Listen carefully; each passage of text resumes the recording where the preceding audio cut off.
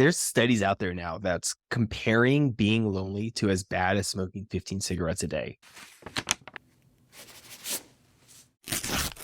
Now, let's take a step back because very recently people were saying that, sitting is the new cigarettes, right? Sitting too long, get a standing desk, like everything is always compared to cigarettes because cigarettes tends to be this barometer of what could be bad. Let's double click into this. So there was Mhm. his title is a senior fellow in economic studies at the Brookings Institution. His name's Richard Reeves, and he recently pushed out this video. The Brookings Institution is basically like this American think tank institution that deep dives in different topics and they research different things. They publish books and articles and white papers and things like that. And so one of the topics that they were deep diving into was, is there a trend amongst individuals being lonely? Now, there's some complexities when it comes to this topic of loneliness. Like in society, it's generally stigmatized, right? Like people don't openly talk about being lonely, isolated, feeling like they're missing something, especially when there's like this deep desire to always being like validated amongst a group, right? Everyone wants to be a part of something. You see that a ton when you're like in high school, middle school, college, even in like when you join a new workforce, like you want to be accepted by your peers. And so talking about the other side of it and being lonely is often pretty difficult. Um and so one of the things that they were looking at was just trends of how do people as- how do people's friends groups change as they get older, and is there a difference between how those friends groups were back in the 1990s compared to today? And so one of the stats that they had discussed on there was in young men in 2021, 15% of them said that they have no close friends. Now compare that to 1990 when this other study was done. 3% said that they had no close friends. So that's a 5x multiple of individuals saying that they don't have close friends. And one of the reasons why I thought that this really connected with why we even started this podcast to begin with was some of the drivers of why they were saying this loneliness thing is growing, right? So we had COVID. Obviously, people were kind of cut off with each other, but they put the drivers into four different categories of what causes this. One being geographically away from individuals, right? During COVID, I was able to just get up, move, change states. But the other side of that was friend groups don't move with you as much, right? And we kind of saw this when people graduate from college. Some people move, we went to college in Northern California. People moved to Southern California. People moved out of state. Some people moved for their jobs. Some people were part of the military, right? This geographic flexibility creates distance, which then, makes it harder for people to stay in touch. There's another one that they call workism. Some people just dive into work so deep that they're just spending more time at work than where they can, contribute time to friendships. Parenting. People are on a totally different spectrum of like when they're having kids. Some have it younger than others. And when you have that child in your life, the dynamic shifts, right? You're going to spend more time being a parent than when you're hanging out with friends and things like that. And then the last thing that they said is a driver of these friend groups kind of having some difficulties is, let's say someone's in a relationship for a long time and they build friends that's kind of connected to that relationship and those significant others. And when they break up, that friend group kind of breaks up as well, right? It's kind of like when you're looking at a divorce that happens and you're splitting up the assets. Well, friends in this case are kind of the assets. Friends are either going to choose one or the other in that significant other and kind of go along with that other person. And so fast forwarding to where we're at today, I moved away. I didn't have any friend groups. I was going crazy being alone up here, right? And so when I say I was part of the 15% that had zero close friends, no. But I think close friends, there's like the ability to have a close friend. Then there's the cadence at which you could connect with those close friends. Yeah. I think I got the opposite. So you moved away and a lot of friends are moving away from me. So I think the close friends, count on the one hand. I was gonna say like I do have 5 close friends, but it doesn't mean I have other like friends I can connect with. It's all the friends I would normally would hang out with, again, got hit from the factors of parenting, working too much, separating, like, "Ooh, should I contact that person now?" It's yeah, I feel you on that. You were the one that left, but I'm the one that stayed stagnant and everyone left from me. So, but no, it's just I still wanna hear your thoughts. I just wanted to interrupt for a quick second. So yes, Well, continue. I kind of lay down the groundwork for it. Mm. What do you I mean, do you think that the average person is probably lonelier than they might expect than they might put out? It sounds weird, but I don't say lonelier, but are we now scared to reach out? I think with all these I don't wanna say social media because that's always a catch all, but are we scared now to just reach out and talk to friends or just give them a call? Calling now is just a stigma of, "Oh, why are you calling? Just text me." Are we losing these disconnects of, like, just personable connections that we can continue? We A lot of things don't really happen as much anymore of that quote unquote, "Let's go hang out for a beer," and you really can't. We can go on social media, you can see their updates. Oh, they're doing fine. They're probably doing fine without me. That might just hit someone, like, psychologically, but at the end of the day, I think a lot of people are lonely. I think I agree with the statistics that like 3% back in the 90s, but then you include the social media outreach and the technology outreach of a lot of things. And yeah, I think it's a two-way street. Always said that. I It's how much work you put in and how much you realize it. So yeah, before I go on a tangent, just like on my soapbox, what about you? What are you thinking? I think that there's a lot of surface level relationships, Hmm. right? Where they kind of fall into the line of just being an acquaintance. Getting deeper than that is where there's a lot of difficulty. Hmm. And, being in Seattle, I had no connections up here with barely anyone.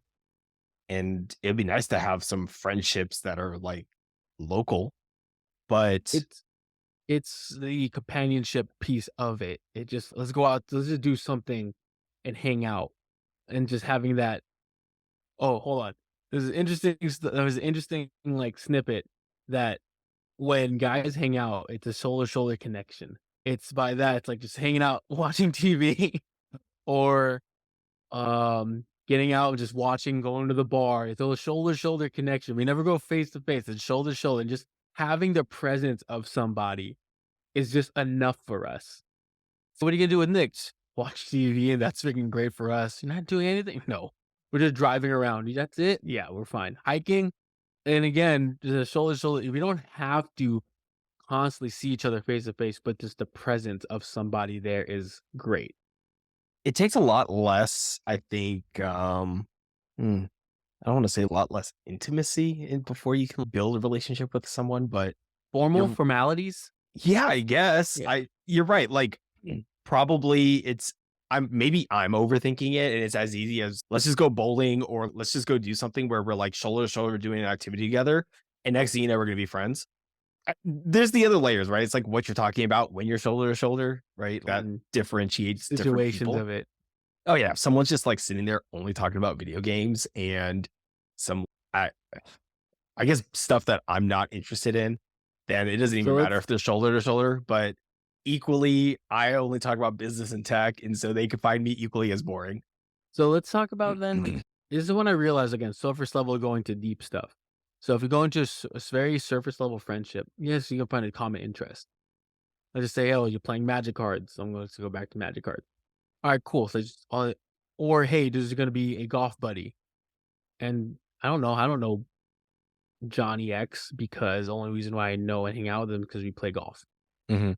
But I think it's us as individuals knowing how to create that deeper connection. Hey, or asking, hey, how's your family? Or how's your that? What else are you interested in? It's like when you meet somebody from a significant other, we revert to saying just what's their job versus asking her like an intimate question, saying, what do you like doing with your time? And peering back the layers of that onion. So I think on the loneliness side, we're just so good at creating superficial levels that we feel like we don't know anyone only because of that, and we forget how to go deeper into a conversation, into the person's life, and being a conversationalist. I think that's where the loneliness factor comes in, but again, we just text, "Oh, hey, what's up?" or hey, oh yeah, we're good, or seeing something on social media, I'm gonna go revert back to that point. So I think it's us now losing in touch on how to become a conversationalist, on creating deeper friendships if we graduate from college, and that's very hard. And then you work. What's your common relationship at work? You work. You bitch about work, or you can talk about work in a good way. But men like just griping about work. And how can you just say, "Oh snap, let's talk about like family. What do you like? Okay, you went on a hike. Let's go. Just the interest." One of the things I started doing when I meet people is I try to go throughout the entire conversation without ever bringing up profession. Yes, I think And the it's first actually question you hard. ask. It's Yeah, it's actually hard. hard. It's hey, what do you like to do with your time? What do you mean? Oh, I don't know. What do you like? What do you like doing? What interest besides work? And it's a weird conversation because oh, that's not a quote unquote scripted normal conversation you have when meeting people. Yeah. Because I the met this layer of it. other guy, I met this one guy this one time. We were talking. It was at like a family event. He was telling me about, oh yeah, I've moved to San Diego. I moved to the Bay Area. I've been back east. I'm like in Oklahoma now, all this other stuff. We talked about like our favorite places to eat, food, like all this other stuff. After the conversation, they're like, "Oh, did you know he was a Navy SEAL?" I was like, "No, no, I had no idea. Zero idea that that is the driver for all of the reasons why he was moving and like all of that kind of stuff." Based off of his stature, I was like, he does something definitely like fit and physical, that's for sure. But outside that, I was like, hey, maybe he goes to the gym. Like that's about it. No, it's asking or everyone at our age now. How many people have past lives? You go in at least 2 or 3 past lives. Someone who then had became or had to not sacrifice, but stop to what they're doing for what they are now. And that's a good question. I'm like, hey, yeah, what do you do in the past? Like before you got into this, have you always been doing this? And is there more to this than you like? Is it just work for you? Is it career? Then you kind of get deeper. Is it fuck it? This is just a job. I'm just trying to do this so I could do X, Y, and Z. And how many times like you were introduced and then you start peeling back the layers that everyone's pretty nerdy and businessy, probably just like you. And it just takes a while to deep down at that to have someone connect. Well, connecting is vulnerable. It's like vulnerable. It's taking out your guard. And some people take a little bit more to get to that point, assuming they even want to get to that point, right? hmm Oh, can I tell you a funny story? Yeah. Speaking of this, so I was working with this PT, and he's smart dude, and but he was very like bland, just very just rep. Yes, correct. And then I saw something. I'm like, you watch Attack on Titan, huh? Watch it. I refer to anime, Asian dude. So he's like, yeah. Oh my god, you watch? And the eyes lit up and became a whole different person. And I was like, oh snap. And it's hard. Sometimes you don't know where you don't know, but if you have a common interest, they probably have a common interest too. And you'd be surprised, like, oh, I'm into golf, and then you'd be nerdy about golf. So probably exposing yourself and your own interest might be have that common catalyst to get them to light up as well. I was like, oh snap. And that's what I took with me. What can I find as their catalyst? And does mine relate? So I don't have to not so work so hard, to be quite honest. Did I ever tell you about nerd sniping? No, what's nerd sniping? So one of my old coworkers at Clubhouse, when we first met, we had like our one-on-one, welcome to the team, things like that. He ended the conversation with nerd sniping. And I was like, of course, I haven't heard of that at this point. What is something that I could send to you or something that you're into that would just make you go geeky? And I was like, oh, wow. Right. Like for him, he focused a lot of his time, energy, and effort in finance. Right. His nerd sniping was like the economics behind the production of entertainment films. And so if you brought up Tyler Perry's expanding in Atlanta, Georgia, right, or outside of Atlanta because of like tax reasons and the filming industry and it's moving from LA, things like, totally went nerd out onto it. It's very similar like the individual that you were talking about that is into anime, right? And so one of the things that I do now is I just ask people, it mostly at work. I haven't done it in a social area, but maybe I should, but it'd be asking them, what's your nerd snipe? Like, I what is love it. that one thing that just gets you going? Like you get excited. This is the type of article that you're like, if I come across this, this is something that's gonna to really resonate. And it's been really interesting to see what people say. And you can kind of keep those in the back of your mind of, oh, if I come across old school hatchbacks that are still Oh, send manual, me a nice build. Send me a nice car build. right? An off-roading build for you. And you're just like, ooh. And then I was like, and it was DIY. And you're like, Oof, ooh, anything DIY gets me going. I don't know. No, I it mean, I think that's a good way to kind of close this one up, right? mhm, Is just there's this layer of people having a hard time connecting with other individuals. mhm, And I think you and I went through a couple of really good ways of like, how can you go, how do you get over that, right? Finding a kernel of interest, right? Or nerd sniping them, getting out of your comfort zone, avoid talking about your professions. Did I miss any of them?